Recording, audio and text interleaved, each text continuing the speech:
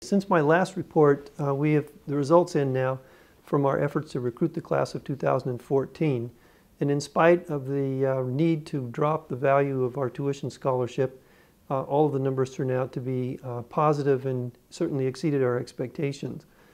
For example, we thought the yield, the percentage of students who actually enroll to those of the students who've been admitted, we thought the yield would drop, but it really didn't. We dropped from 58% to 55%.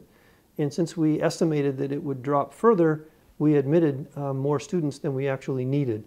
And so we have a larger class than we expected. We have about 93 students, and we were aiming for 84, which is a really good result, and it's going to be a nice problem to have. We've figured out a way that everyone can live in the residence halls, and we'll have plenty of classes for everyone. That won't be the issue.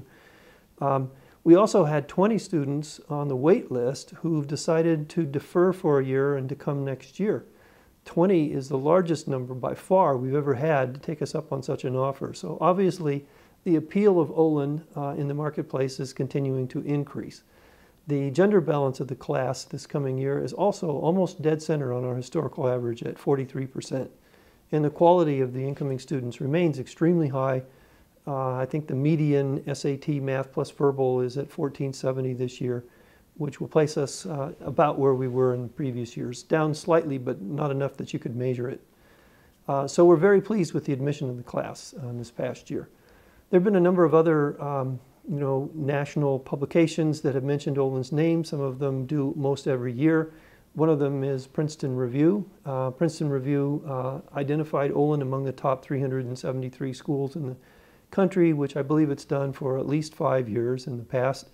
They identified the top 20 out of the 373 nationally in each of these different categories, and Olin showed up in 15 of them. There aren't many other peers that we found that have more than 10. So we think that most of these categories that we've been identified in have to do with the culture and the campus community. Obviously, the academic metrics remain the same as they have in the past, but even more have to do with either the campus community or with financial aid, which was identified as being very strong and positive within our community.